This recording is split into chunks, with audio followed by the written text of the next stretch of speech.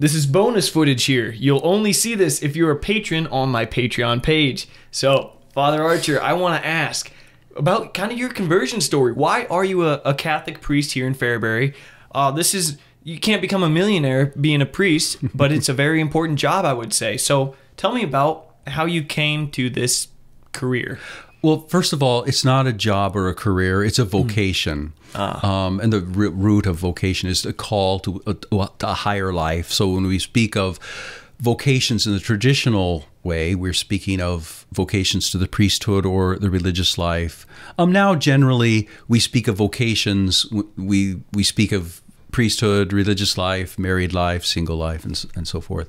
But I grew up as a Protestant in Iowa, north central Iowa, and very content with that. But when I was a teenager, I started to become aware of other religions out there. What Protestant denomination were you? I was brought up Methodist, United Methodist. And I became aware that there were others out there, Lutherans and so forth. And so I started studying more and more about Christian history, the history of Christianity. And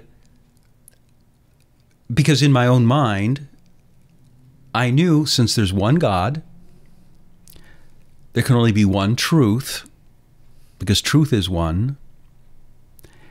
And so there can only be one faith. All these people who are disagreeing with each other can't all be right. Of course, right. I love that. So I That's started just logic. searching for the true faith.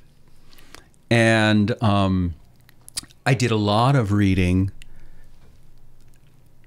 and eventually concluded that only one church could make good on their claim to be the one true church, and that was the Catholic Church. And so I entered the Catholic Church. There were other things that influenced my life. The miracles we see that happen in the church, the Marian apparitions and things also kind of influenced me into thinking this is the true religion. Eucharistic miracles too, I would imagine? Eucharistic miracles, but more probably Marian apparitions. I can remember learning about the blood of St. Januarius in Naples that liquefies every year on his feast day. Is it every year? Oh, I didn't know it was every year. Well, it's actually 2 or 3 times a year, but definitely on his feast day, which is January 19th. But always back in my mind, even before my conversion, I wanted to serve God because I thought, well, the greatest thing a person can do is serve God.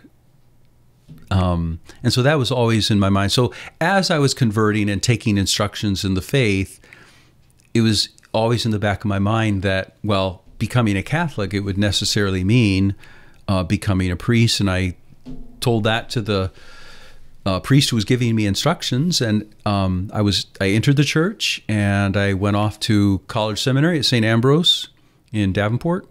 And after that, I went to Mount St. Mary's in Emmitsburg, Maryland, and was ordained a priest for the diocese. Wow. Was that a hard decision to come to, or were you kind of drawn to it? No, I was drawn to it immediately. Yes, it was not a difficult decision. And so you're doing this to serve God, first and foremost. Right. Correct. And that's the only reason to become a priest or a religious, is to be more direct service to God. In the priesthood, the secular priesthood, as we call it, or diocesan priesthood, we're not religious, we're not monks.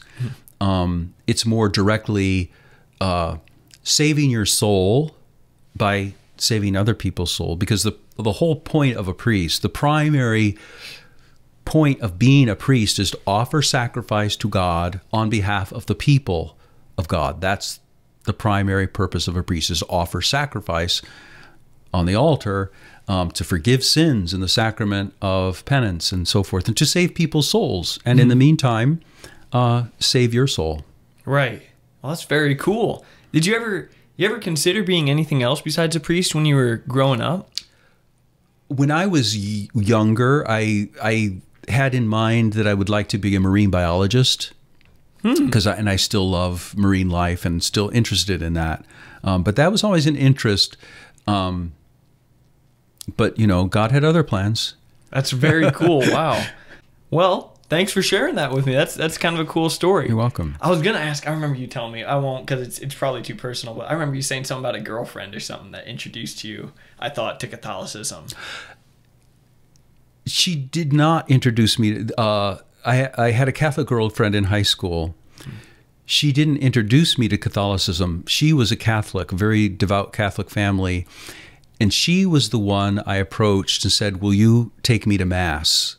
Will you start taking me to Mass? Because I wanted to go to Mass, but I didn't want to go alone. Oh, But I wow. eventually started going alone when I started with my instructions. Cool. Huh. That's how that her works. dad, yeah, her dad was one of the national officers for the Knights of Columbus, and I remember when I first went to my first Mass, they said, do anything that you feel comfortable with, except don't go to communion. Obviously, I wouldn't have. Right. So, I mean, if you want to kneel, kneel. If you want to use holy water, or whatever.